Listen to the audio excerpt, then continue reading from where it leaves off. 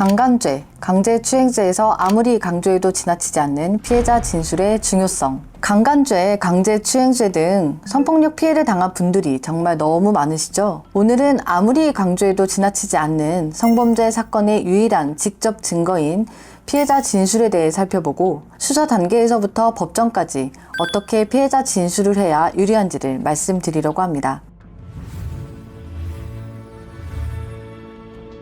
지난 영상에서 살펴보았듯이 사실 성관계나 추행의 경우에는 두 명만 있는 은밀한 장소에서 이루어지는 것이기 때문에 특별한 사정이 없는 한 동영상이나 사진, 녹음 기록 등이 없는 것이 당연하고 누군가가 그와 같은 상황을 목격하는 것도 쉽지 않기에 목격자도 없는 사건들이 대부분입니다. 결국 중요한 것은 아무리 강조해도 지나치지 않는 피해자 진술의 신빙성인데요. 강간 또는 강제추행 피해를 당했다고 주장하는 피해자의 진술에 신빙성이 있는가 없는가를 바탕으로 기소 또는 무혐의, 유죄 또는 무죄가 갈리는 것이죠. 그렇다면 여기에서 말하는 피해자 진술의 신빙성이 무엇일까요? 피해자의 진술이 신빙할 만한가? 다시 말해 진정한 것으로 평가받을 수 있는가? 경험칙에 부합하는가? 부합하지 않는가? 라고 생각하시면 수월하실 겁니다. 다시 말해 피해자의 진술이 구체적이고 상세한지, 수사 최초 단계에서부터 공판에 이르기까지 그 진술이 일관적인지, 중요한 부분에서 내용의 불일치가 있지는 않은지, 수사 단계에서부터 공판까지 점점 더 구체적인 내용이 추가되고 진술이 불어나지 않는지 등을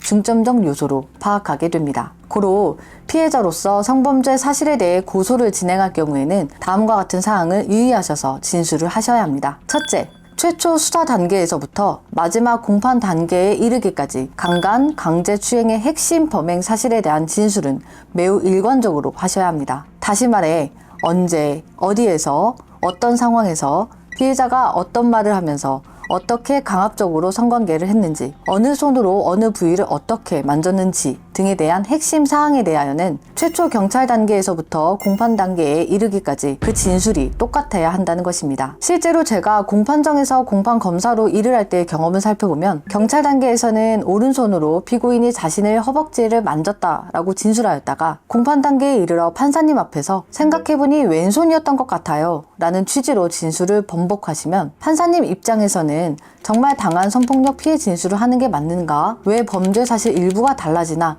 라고 생각을 하시게 되어 피해자 진술의 신빙성을 인정받지 못할 수 있습니다. 둘째, 범행과 가장 근접한 시기인 경찰 단계에 가장 풍부한 진술을 하시고 그 뒤에 공판 단계까지는 핵심 사실을 위주로 진술하셔야 합니다. 아시기 쉽게 말씀을 드리자면 경찰 단계에서는 그때 손만 잡았던 것 같아요. 너무 기분이 안 좋았어요. 라고 진술을 하시다가 검찰 수사 단계 또는 공판 단계에 이르러 그때 손만 잡았던 게 아니고요. 손을 잡은 후에 제 허벅지도 만지고 그랬어요. 라고 하시는 등 최초 경찰 단계에서보다 피해 진술이 늘어나고 진술이 불어나는 경우에는 악의성 고소로 평가받으실 가능성이 높고 피해자 진술의 신빙성이 부정될 여지가 높아지니 유의하셔야 합니다. 셋째, 강간 또는 강제추행 범행을 당한 이후 보인 반응도 매우 중요합니다. 가장 좋은 것은 강간 또는 강제추행 범행을 당한 다음 날에 피해자와 연락을 하게 되었을 때 왜 어제 그와 같은 범행을 했느냐 라는 취지로 연락을 하고 그에 따라 피해자가 사과를 한 증거가 있다면 강간 또는 강제추행죄로 인정될 여지가 높아집니다. 그러나 강간 또는 강제추행 범행을 당한 다음 날 또는 한참 뒤에 피해자에게 사이가 좋은 내용의 카카오톡 또는 문자를 보내시거나 통화를 하시거나 마치 범행이 없었던 것과도 같은 뉘앙스를 풍기는 연락을 취하는 것은 후에 신빙성 문제로 평가받을 때 불리한 요소로 작용할 수 있습니다. 넷째, 그렇기에 피해를 당한 이후에는 바로 신고를 하시거나 주변 지인들에게 말하여 알리시는 노력이 필요합니다. 성범죄를 당한 직후 바로 경찰에 신고를 하거나 또는 주변 지인들에게 그와 같은 피해 사실을 말하여둔 경우에는 강간 또는 강제추행이 실제로 있었던 일일 수 있다는 강한 인식을 줄 수 있으니 피해를 당한 후에는 꼭 위와 같은 점을 고려해보세요. 큰 트라우마를 안겨주는 성범죄 피해를 당하신 피해자분들, 피해자의 말만으로 바로 기소 또는 유죄가 되는 것은 아니지만 피해자분들의 일관적인 진술은 성범죄의 가장 결정적인 증거이므로 오늘 영상을 참조하셔서 성범죄 피해를 고소 또는 신고하실 때 꼭 참조하셨으면 좋겠습니다.